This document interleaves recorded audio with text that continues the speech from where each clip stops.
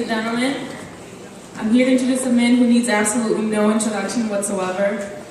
He has sold over 150 million records worldwide.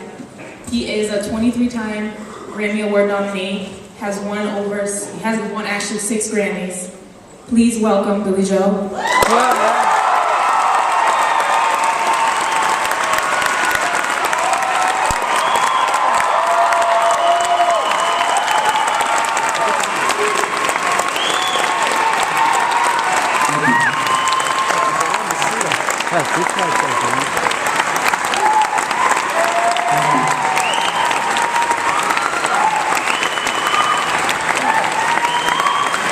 I made it this time. I want to apologize for not making it last week. I had a pretty bad cold. And, I mean, I could have tried. You know, I couldn't sing or anything. I could barely talk. Good evening. And, you know, those of you who've ever gone to church, I don't know how many there are anymore. I don't go anymore. But there was always a guy before the minister would go, and I'm going to sing from hymn number 17 from, and there would be an older guy going, and I would think to myself, please God, don't let me grow up to be that guy. And I'm getting there. So, but thank you for showing up this time, and I'm going to open it up to questions. This is basically questions and answers. And there are people around with microphones who will hand the microphone to whoever I call on. If you raise your hand and I call on you, I'll ask you to stand up so that microphone people can see you. They'll pass the mic to you, and then just ask a question, and everybody can hear the question.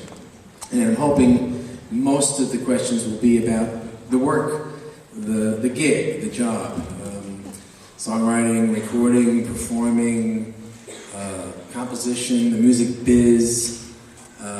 Although there will be, well, I just screwed it up with Christy. What happened? There will be some of those. Can I have a hug? There's those. And, do you know my uncle from Long Island? Fido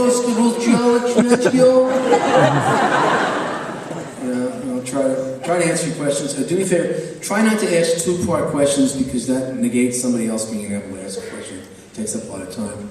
And you can ask me anything you want. When I was starting out, there was no book about how to do the gig. And I saw the Beatles on TV, and I heard rock and roll records, and there were bands I liked, but I didn't know how to go about doing the gig. And there was no book, and there was nobody to ask. And I thought, if I ever get to be able to do this job, I'm going to be able to help people do it. I've made a lot of mistakes in my career. I made every mistake in the book, but I've survived. I lived to tell the tale. And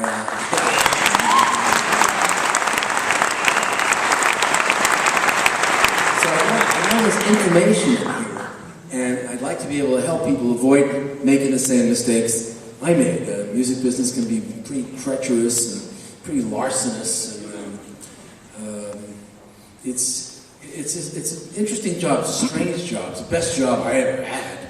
I've had all kinds of jobs. I worked on an oyster boat. I worked in an inking factory when they actually made typewriter ribbon.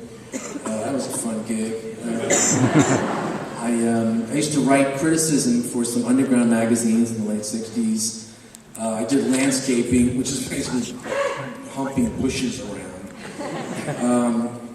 Pump gas, and all kinds of stuff. Musicians historically have to take on all kinds of work to be able to pay the rent.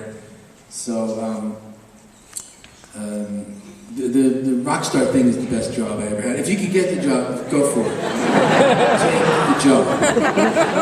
It's a terrific job, pays great, all kinds of benefits, all kinds of pitfalls though you gotta watch out for. So if I can help anyone, I hope I can.